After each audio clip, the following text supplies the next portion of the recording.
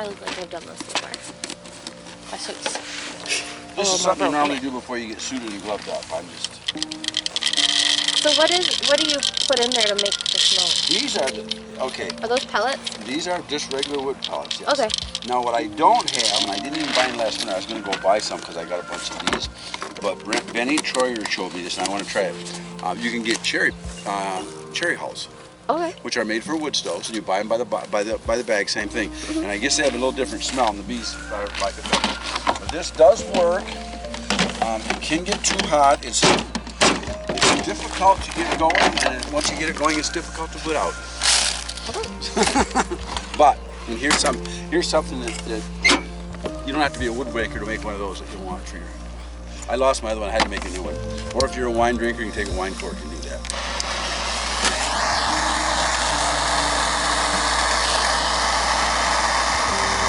You got anything in yours?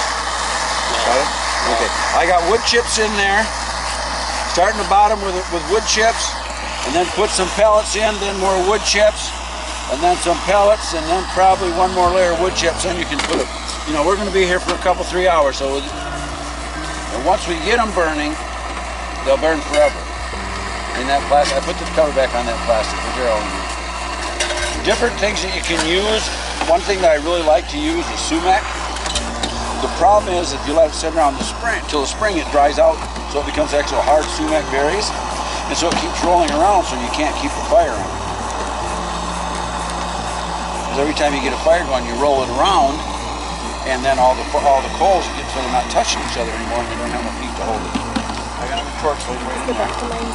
Use this one and get all done if I get it all done.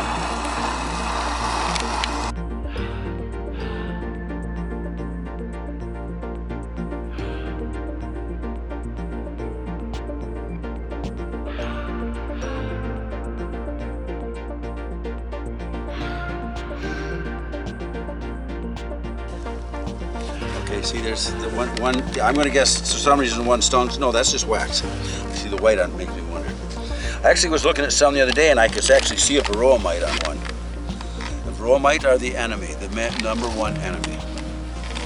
They will kill your bees. What they do is they weaken the larva in the bee to where it dies of some of the many other diseases that they have.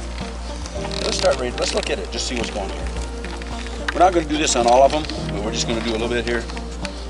I always start with the second frame because I don't want to roll the queen. And if I get on the side when I'm prying on the box, and I don't want to break the box. So I start with the second one, and see that's an old frame, so it's an old comb, and they're not liking it, they're not working it very well. They make how long does it take to get used to the buzzing around you? There are people who never get used to it. Oh, okay. I know I should have warned you. It doesn't happen very often, but if you're at all claustrophobic, sometimes they'll all come and land. You know, a bunch of them on here, and it's even it's scary. It is. The secret is you don't swing it. If somehow you get one inside your suit and it stings you, you don't swing it. What you do? Think about it like if you get an aggressive dog. You look it in the face and you back away slowly. When you get far enough away, then you turn and you go take care of it. And I would suggest from here you want to go keep walking that way until they're not really bothering you, or grab a smoker and smoke yourself. And then if you feel you got to take your suit off and check it out, go ahead and do that. The old adage is if you got sweat running down your back, that's okay. If it's running up your back, you know you got to do that. Right. And you'll get on the mask and you'll get on your veil. You will swear they're on the inside, and they're not. They're really not. It takes a lot of time to get to that. Because I still, every once in a while, I'll get one and I'll step back and say, oh, no, it's not on this. There we go. Okay. Yep. No, what I'll do is I'll take 2 out, and from there I just move them down. And the bees will move for you if you're slow and patient. And if you do bees when you're in a hurry, you're gonna mess things up. So if you're an impatient person like I am, it's good practice. There we go. I'm going overly slow because I'm demonstrating. I'm normally not going this slow. Now see, they're working on this cleanup. You see that shiny liquid in there? Yep. Okay, that's just nectar. That will become honey later on. See guys, so what this means is I don't have to feed them. They got lots of food. I got you. These buckets around here are food. So I'll be able to quit with that. Let's look at what we have in here. These are all worker bees. So if you really wanted to count them, I will guess there's probably just under 100 bees on that one right there. And see this stuff with the bigger holes right here? That's drone brood. Okay.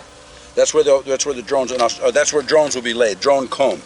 And somehow they got a ton of it here for some reason. And where I smashed it with my fingers, no problem, they'll fix it.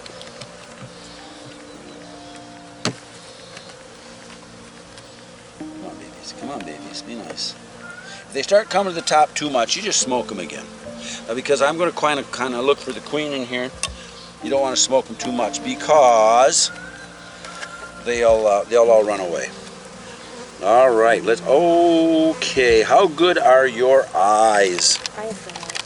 Okay, now this one we want to watch for the queen. Let me get over top, I should know better than that. We can move that out of the way.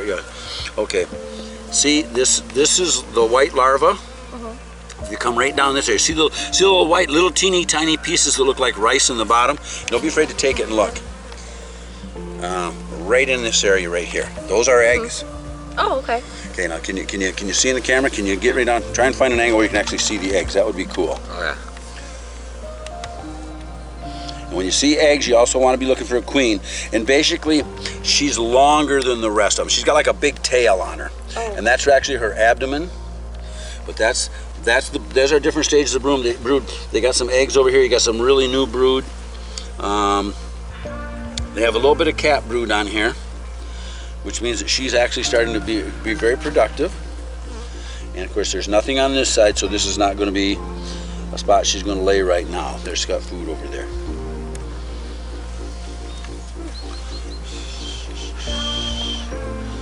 And don't worry if I squish them. Yeah, you squash them. That's just what it is. So how do they just like go back into their boxes? Pardon me? How do they just go back in their boxes? They all smell different. The queen puts off a pheromone, Okay. and that's basically what they locate with. Okay. Now see, this is mostly all brood. That's a lot of bees. Now actually that's an okay pattern. That's not, see all the holes in it? What you want to hope is what that means is they're all hatching out right about now. I got a little bit of fresh, there's eggs over here. Okay, we're still looking for a queen.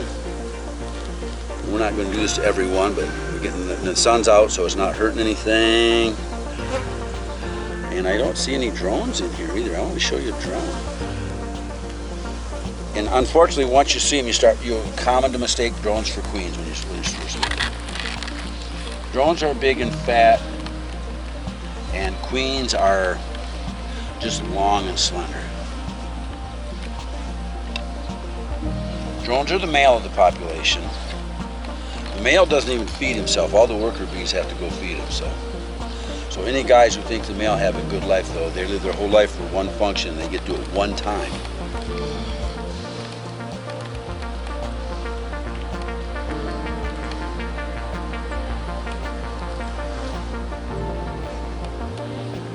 Okay, nothing else there. Just more drone, more brood, which means this hive is going to pop shortly. And we have lots to sort. Go to sort this one. We've got lots of drone, lots of brood. We can move around to different spots to make more boxes.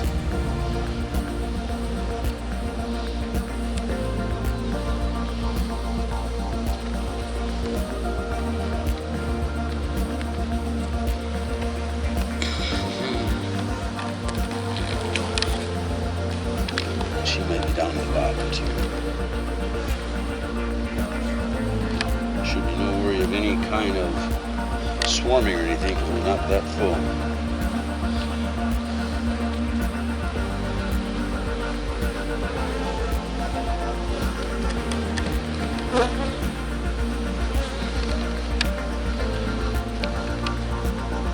For the first time ever doing this is pretty cool. Do they follow the same queen their whole life? Actually, their whole life is about 6 weeks long, so yes. Oh. Yes. If you get too many in there, for the most part they do. If you get too many in there and she swarms off with part of the bees, then she's gone with them, and then they'll make a new queen. And that's something we'll look for too. Good, you brought that to my attention. We'll be looking for queen cells. Flip that over real quick. Right there, yellow There, dot. that is her. That's the queen right there with the yellow dot. Now that's because she was marked.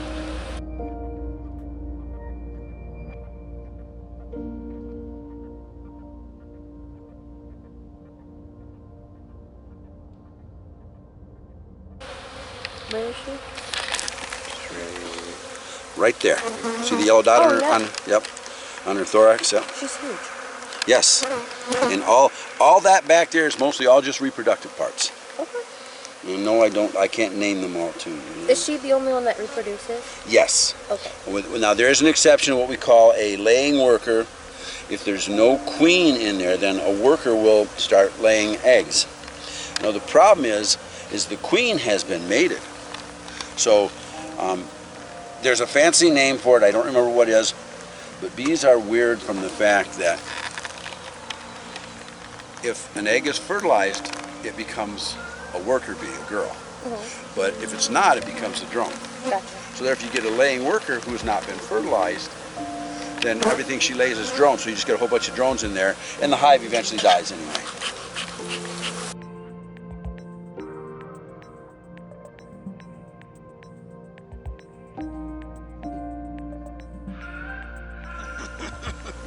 Okay, see, now there's a little bit of pollen in there, and there's lots and lots and lots of nectar.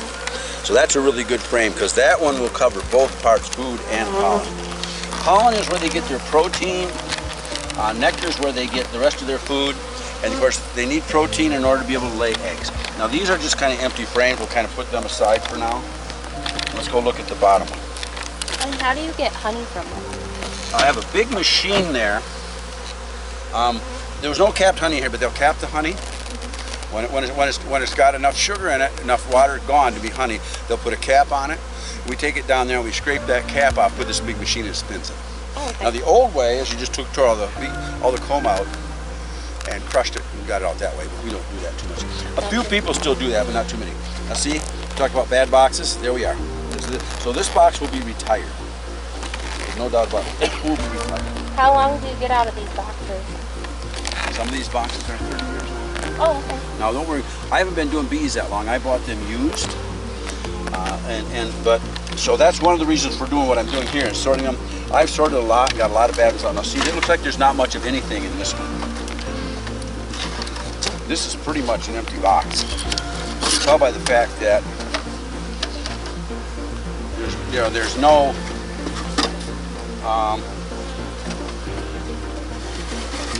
they haven't even started building up brood here. Yeah.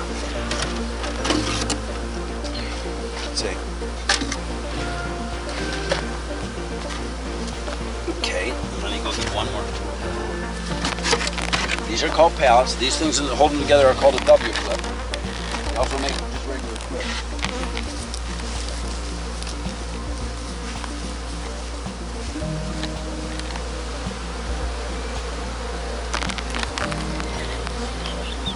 It goes where